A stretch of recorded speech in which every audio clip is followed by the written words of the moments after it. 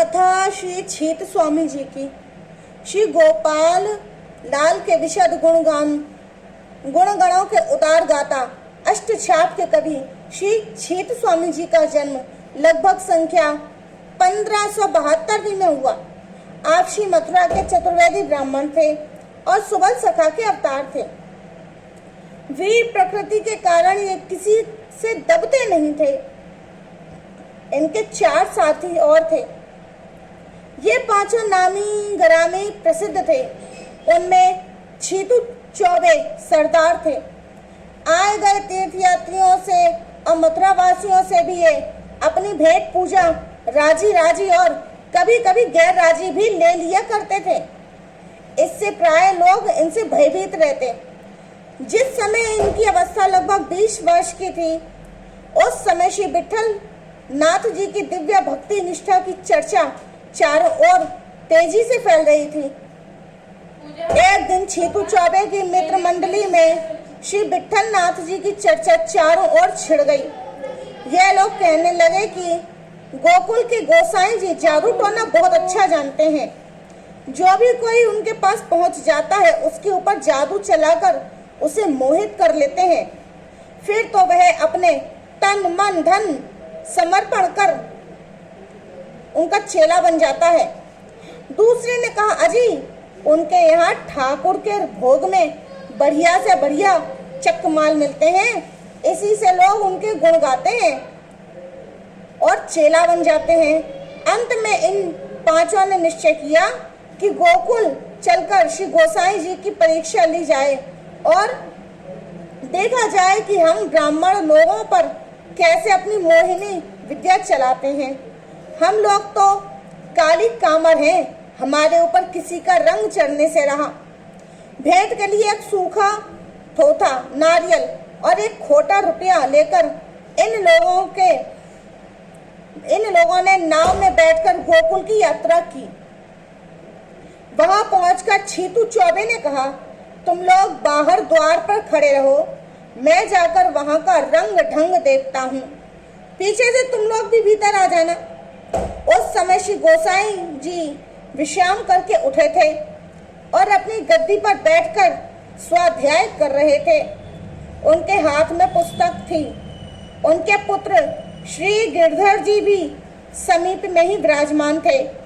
छीतू चौबे ने उनके समीप जाकर जब उनका दर्शन किया तो मन में पश्चाताप हुआ कि मैं दिव्य देव स्वरूप शांत महापुरुष की मस्खरी और परीक्षा लेने आया।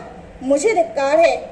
इन्होंने नारियल और रुपए को छिपा दिया और श्री गोसाई जी को दंडवत किया। तब वे मुस्कुराकर बोले, आओ छीत स्वामी, कहो अच्छी तरह से हो ना? तुम बहुत दिनों में दिखाई पड़े। इन्होंने पुनः साष्टांग दंडवत किया और हाथ जोड़कर प्रार्थना की, मेरे भी महाराज, मैं आपकी शरण में हूँ, आप मुझे अपनाइए। श्री गोसाई जी ने कहा, तुम तो मेरे मथुरा के चतुर्वेदी हो, मेरे भी पूज्य हो, सिद्ध पुरुष हो, मुझे दंडवत प्रणाम क्यों करते हो? छीत स्वामी जी ने पुनः कहा, प्रभु अब आप मुझ पर कृपा करो, मैं स्वामित्व को छोड़कर आपका दास बनना चाहता हूँ। मेरे मन में तो बहुत कुटिलता थी, परंतु आपके दर्शनों से वह दूर हो गई। मैं तो अब आपके हाथ बिक गया। आप जो चाहें सो करें। परम दयालु श्री गोसाई जी ने छीत स्वामी जी के शुद्ध भाव को जाना और इन्हें नाम देकर इनको अपना बना लिया। उसी समय इनकी कवित्व शक्ति जाग गई। इन्होंने बड़ी उमंग के साथ गाया, भई अब गिरधर सो पहचान, कपट रूप धरी चली वे आयो, पुरुषोत्तम नहीं जान।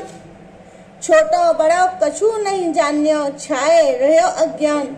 छीत स्वामी देखत अपनायो, श्री विठल कृपा निधान। इनके चारों साथी जो बाहर बैठे ताक झाँक कर रहे थे, उन्होंने कहा, छीतू को तो टोना लग गया। हम लोग यदि यहाँ रुकेंगे तो हमारे ऊपर भी टोना चल जाएगा, इसीलिए यहाँ से जल्दी भाग चलो। चारों मथुरा को वापस आ गए। श्री गोसाई जी ने छीत स्वामी जी से कहा, हमारी भेंट लाए हो? उसे लाओ। यह मन में विचार करने लगे कि नारियल और रुपया तो भेंट के योग्य ही नहीं, यह सर्वज्ञ है,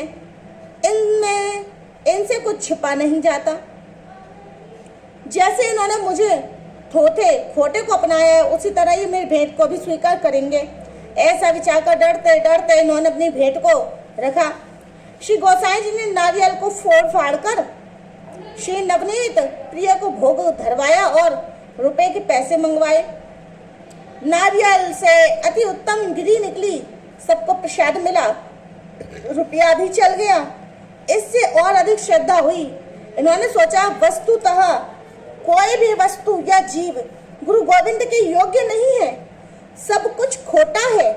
भगवद अर्पित भोग ही होकर ही वस्तु खरी होती है और जीव विशुद्ध होता है। मैं भवसागर के प्रवाह में बह रहा था, इन्होंने कृपा करके मेरा उद्धार किया।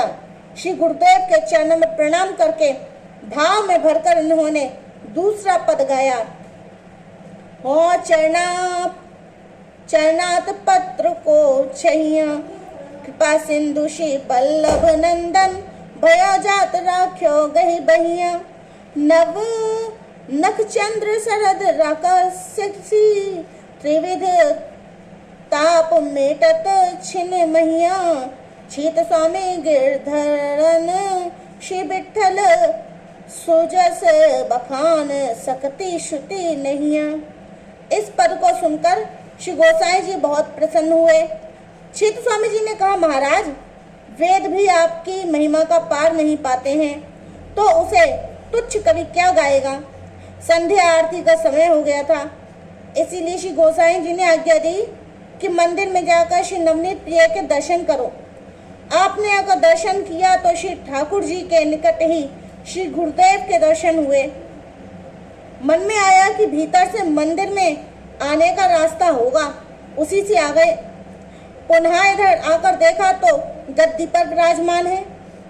अब छीत स्वामी ने श्री गोसाई जी के वास्तविक रूप को समझा और साष्टांग दंडवत प्रणाम किया। कुछ देर बाद शयन आरती हुई। श्री गोसाई जी ने भगवान का प्रसाद छीत स्वामी जी को पवाया और आज्ञा दी कि प्रातः काल ही गोवर्धन चले जाना और श्री श्रीनाथ जी के दर्शन करके आना। आज्ञा अनुसार श्री गोकुल में मंगला आरती के दर्शन करके छीत स्वामी गोवर्धन आए और राजभोग के समय श्रीनाथ जी के दर्शन किए। यहाँ भी मंदिर में श्री गुरुदेव के दर्शन हुए तो आपने लोगों से पूछा, तब लोगों ने बताया कि गोसाई जी तो श्री गोकुल में है। अब ये समझ गए कि जो गुरु हैं वही गोविंद हैं। गोवर्धन से चलकर छीत स्वामी ने पुनः गोकुल आकर श्री गोसाई जी को साष्टांग दंडवत किया। उन्होंने पूछा, कहो श्री श्रीनाथ जी के दर्शन हुए? इन्होंने कहा, हाँ महाराज, श्री श्रीनाथ जी के निकट आपके भी दर्शन हुए। ऐसे कहकर आपने अपने अनुभव का पद गाया।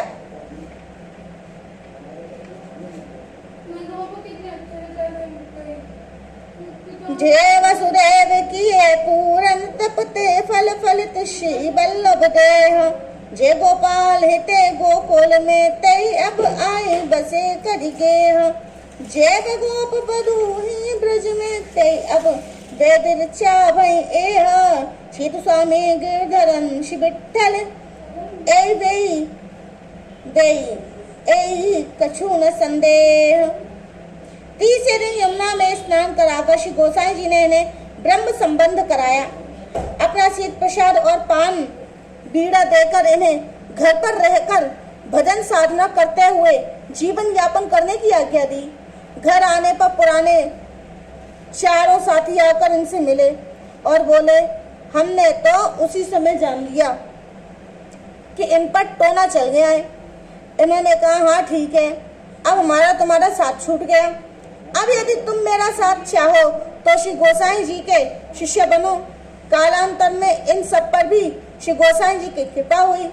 छीत स्वामी की दिल्ली में पुरानी यजमानी थी, बीरबल भी इनका यजमान था। यह प्रतिवर्ष वहां जाकर अपनी वार्षिक भेंट लाते। उसी नियम से ये दिल्ली गए और बीरबल के यहाँ ठहरे। प्रातः काल ही आपने अपने नित्य नियम अनुसार पद गाया। जय श्री वल्लभ राजकुमार, पर पाखंड कपट खंडन करी, सकल वेद धुरीधार, परम पुनीत तपोनिधि पावन, तन शोभा जित मार। श्री मुख वाक्य कथित लीलामृत, सकल जीव निस्तार। निज मति सुदृढ़ सुकृति हरि पावन, नवदा भक्ति प्रचार। दुरितहु दुरत अचेत प्रेत गित, हतित पतित उद्धार। नहीं मिति नाथ कहानो बरनो, अगणित गुण गण सार। छीत स्वामी गिरधरन श्री विठ्ठल, प्रगट कृष्ण अवतार। इस पद को बीरबल ने सुना तो प्रगट कृष्ण अवतार यह बात उसे नहीं जची। फिर राजभोग रखकर अपने श्री ठाकुर जी के सामने श्री छीत स्वामी जी ने गाया तो ए वे वे ये भी उसे अच्छा नहीं लगा। तो उसने इनसे कहा, इन पदों में तुम श्री गोसाई जी को साक्षात श्री कृष्ण बता रहे हो। बादशाह मिले 6, मगर अगर कहीं सुन पाएगा और तर्क करके पूछेगा तो क्या उत्तर दोगे? श्री छीत स्वामी जी ने कहा, जब बादशाह कुछ पूछेगा तब हम उसे जो समझ में आएगा सो उत्तर देंगे, परंतु मेरे विचार से तो तू ही मिले 6, क्योंकि मुझे अविश्वास है, अतः मैं तेरा परित्याग करता हूँ। क्योंकि तुझे अविश्वास है इसीलिए मैं तेरा परित्याग करता हूँ। तेरा अन्न जल और भेंट कभी स्वीकार नहीं करूंगा। बीरबल ने समझा बुझाकर रोकना चाहा, परंतु आप रुके नहीं। मथुरा आ गए, फिर कभी दिल्ली नहीं गए। अकबर बादशाह को सब समाचार मिला तो उसने बीरबल से कहा, तुमको भूल गया, एक बार हम और तुम नाव में बैठकर आगरा जा रहे थे। नाव जब गोकुल में पहुंची तो उस समय श्री गोसाई जी ठकुरानी घाट पर बैठे थे। मैंने उन्हें प्रणाम किया, उन्होंने हमें आशीर्वाद दिया था। उस समय मेरे पास बहुमूल्य एक मणि थी, मैंने श्री गोसाई जी को भेंट दी। उन्होंने 3 बार पूछा कि अब ये मेरी है? मैंने कहा हाँ। तब उन्होंने मणि को यमुना जी में डाल दिया। मुझे दुख होता देखकर उन्होंने यमुना से अंजलि भरकर मणियां निकाल कर दिखाई और कहा कि तुम अपनी मणि इनमें से छांट कर ले सकते हो। मैं प्रभाव देखकर चकित हो गया। फिर उन्होंने मणियां यमुना जी में डाल दी। यदि उनके शिष्य ने उन्हें प्रकट श्री कृष्ण अवतार कहा है तो क्या अनुचित किया? बिना भेंट विदाई लिए दिल्ली से रूट कर चले जाने का समाचार सुनकर श्री विठ्ठल नाथ जी ने दर्शनार्थ आए लाहौर के वैष्णवों से कहा, यदि छीत स्वामी लाहौर पहुंचे तो उनकी श्रद्धा पूर्वक सेवा करना। इसके बाद आपने इन्हें बुलाकर कहा कि तुम लाहौर चले जाओ, वहां तुम्हारी सेवा हो जाएगी। इन्होंने उत्तर दिया कि भीख मांगने के लिए मैं वैष्णव नहीं बना हूँ। आपकी कृपा से विश्रांत घाट पर ही बिना मांगे श्री यमुना मैया दिलाती हैं, तो फिर आपके चरणों को छोड़कर अन्यत्र कहाँ क्यों जाऊं? लाहौर के भक्त प्रतिवर्ष इनके लिए 100 रुपए की हुंडी भेजने लगे। उसे आप गुरु गोविंद की सेवा में समर्पित कर देते। एक बार जन्माष्टमी के सुअवसर पर श्री गोसाई जी श्री ठाकुर जी को झूला झुला रहे थे। श्री छीत स्वामी जी को उस समय अद्भुत दर्शन हुए। आपने देखा कि कभी श्री ठाकुर जी को श्री गोसाई जी झुलाते हैं तो कभी श्री गोसाई जी को श्री ठाकुर जी झुलाते हैं।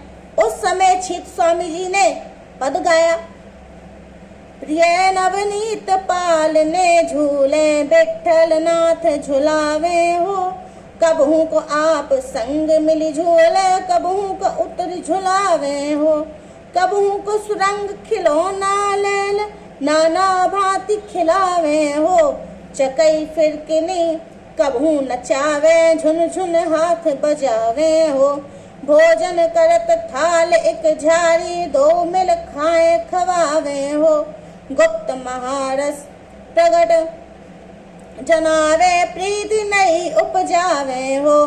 धनी धनी भाग दास निज जन के, जिन ये दर्शन पावे हो। छीत स्वामी गिरधरन श्री विठ्ठल, निगम एक करी गाए हो। इनके सेवा भाव, प्रेम भाव और कवित्व पर रीझ कर श्री विट्ठलनाथ जी ने इन्हें अष्ट छाप में स्थान दिया और श्रीनाथ जी की कीर्तन सेवा सौंपी। ये गोवर्धन पूंछड़ी के निकट रहते और श्रीनाथ जी की कीर्तन सेवा करते थे। इनके प्राय 200 पद प्राप्त होते हैं। कुछ अप्रकाशित भी हैं। इनकी भाषा सरल है और स्पष्ट है। एक उदाहरण दृष्टद्रव्य है। मेरी अखियन गिरधर भावे, कहा कहो तो सो सुनी सजनी, उतही को उठी धावे। मोर मुकुट कानन कुंडल लखी, तन गति सब बिसरावे। बाज बंद कंठ मणिभूषण, निरखी निरखी सच पावे। छीत स्वामी कटि क्षुद्र, घंटिका नुपुर पर ही सुनावे। यह छवि सदा श्री विट्ठल के और मोह मन मोद बढ़ावे। श्री ब्रज भूमि के प्रति इनका बड़ा अनुराग था। एहो विधना तो पे अचरा पसारी मांगो, जन्म जन्म दीजो याही ब्रज बसिबो। अहीर की जाति समीप नंद घर, घरी घरी श्याम हेर हसिबो।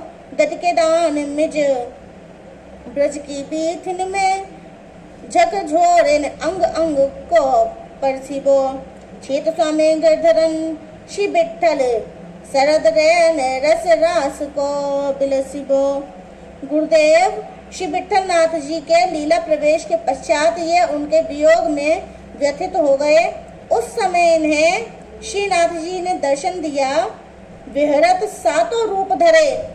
इस पद को गाते गाते अपने निवास स्थान पूंछड़ी पर ही आपने 1642 में शरीर छोड़ा और नित्य लीला धाम में प्रवेश किया।